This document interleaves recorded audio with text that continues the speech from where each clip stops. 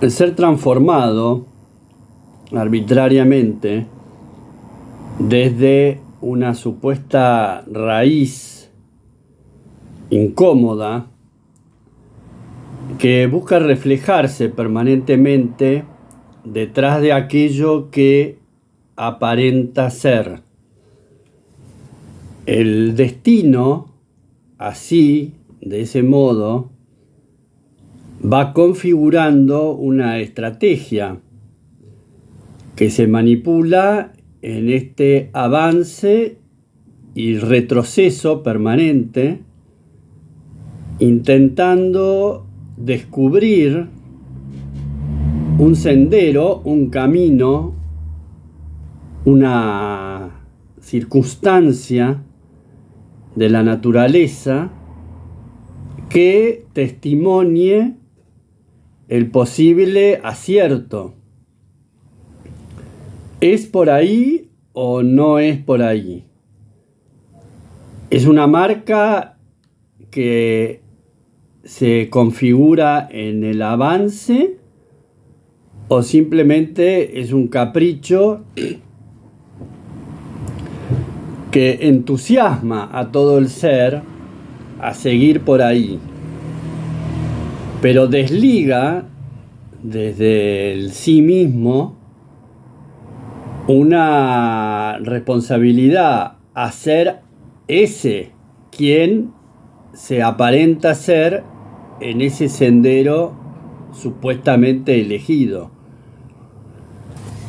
El motivo que rodea a la circunscripción de este bagaje de conocimientos que uno pone en tela de juicio permanentemente, porque aquellos conocimientos adquiridos, embadurnados por la gloria del propio ser, sirven y se estructuran en una manifestación dentro de un parámetro que se ha convertido en lo aparente de lo real, porque es lo que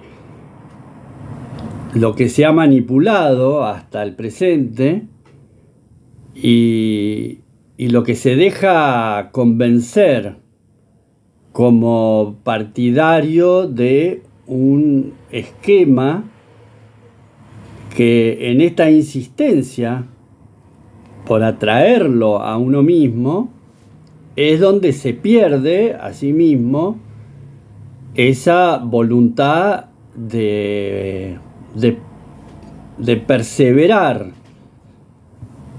de transformarse en un objeto que circunda al ser y que atrae estas enormes voluntades del espíritu que insiste en el desarraigo. El espíritu insiste en abandonar la senda correcta, en dejarse llevar por esa ambición que lo impregna todo con un salvajismo, aminorar la marcha, convencerse levemente sobre ese motivo. Si existe un motivo, porque son estructuras foráneas, son aconteceres de la plataforma interior que buscan retorcer lo real. No pretenden acallar la memoria y trasladar un objetivo nuevo en cada instante.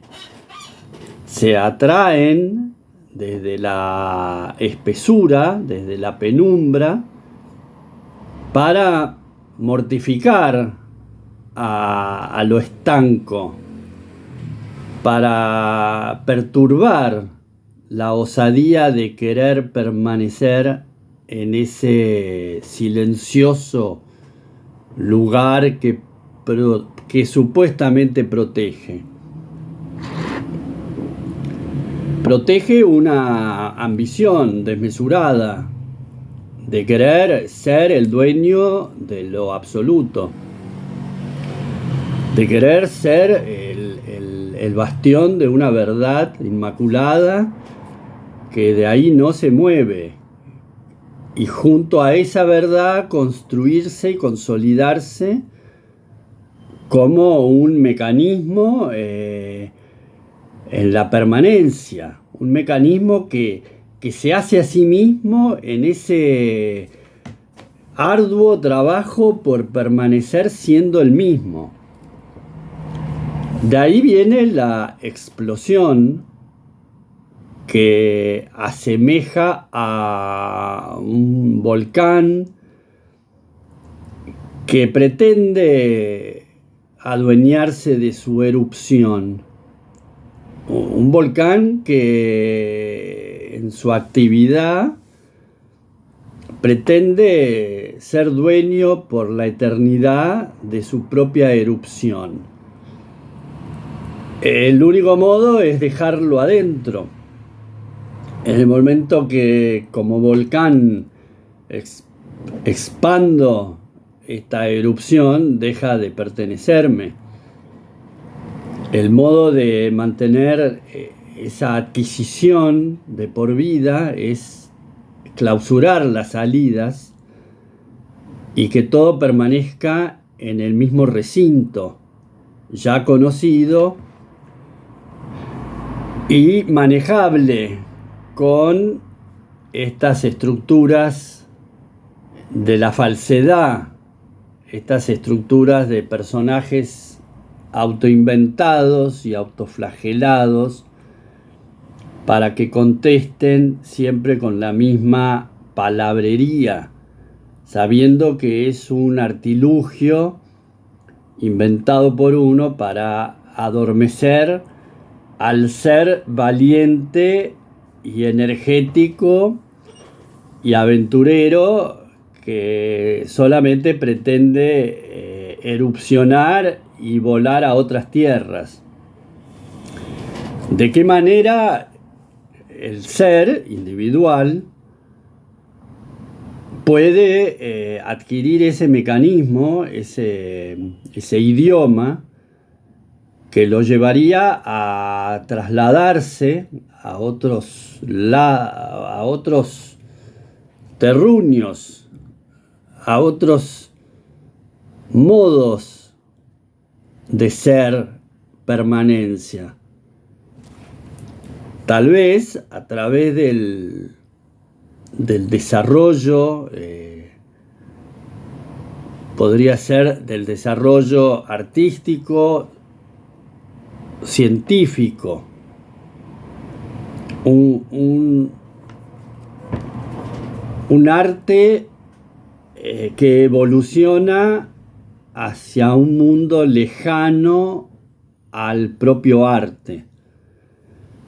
Sería un arte que tiene características que engloban lo que sería la función artística desarrollada por un artista, mezcladas con un desarrollo científico desarrollado por el mismo ser en sus amplias aptitudes metalúrgicas, como de elaborador o reelaborador de materias, una conjunción de energías, todas provenientes de su misma esencia como ser existente,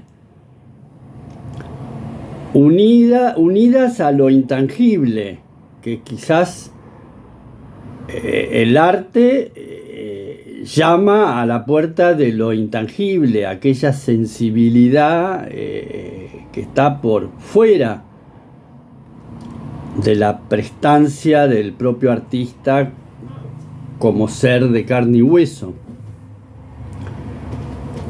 Pero también en ese lugar entrarían miles de otras cualidades místicas, filosóficas, científicas.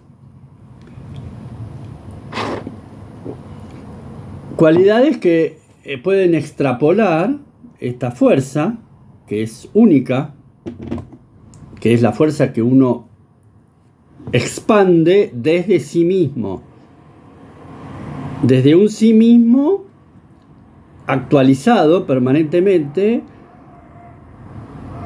con aquella misma fuerza que se expandió.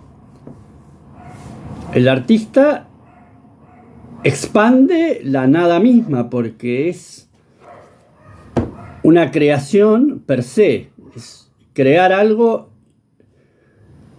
que con características de inútil. No es un consuelo o un artefacto utilizable. Es un mecanismo de materia, construido con materia, forjado con las manos, inventado, un soporte inventado, que repercute con lo visible que uno traslada a ese soporte. ¿Desde dónde se traslada? Se traslada desde ese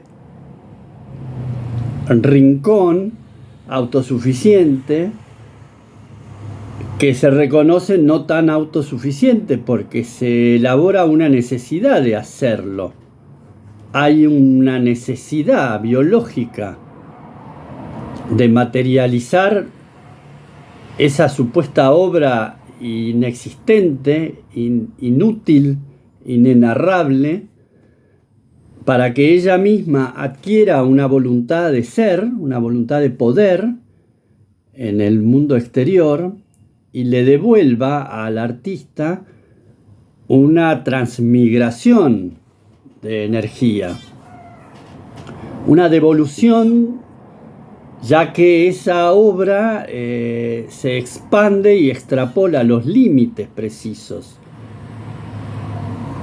Por eso tampoco es un acto meramente científico, que el científico desea corroborar de alguna manera estas estructuras creadas por sí mismo, confabulando con el mundo exterior para desarrollar una teoría en cuanto a algo que existe y que pueda existir y desarrollarse. El ámbito del artista es un ámbito protegido por lo banal, por lo que no va a ser de utilidad. Y mantenerse en contraposición con el mundo del arte que subyuga al propio artista, extrayéndole voluntades que no le son del todo propias, porque el ser compartimenta todas estas estructuras y almacena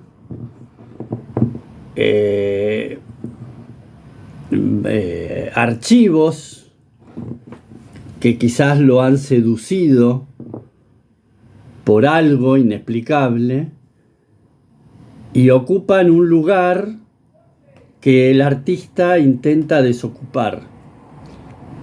El artista como vaciador permanente de su ser, dejándolo a la intemperie, dejándolo en la inocencia de la intemperie, aguantando la desazón propia del no ser y del no conquistar nada perdurable.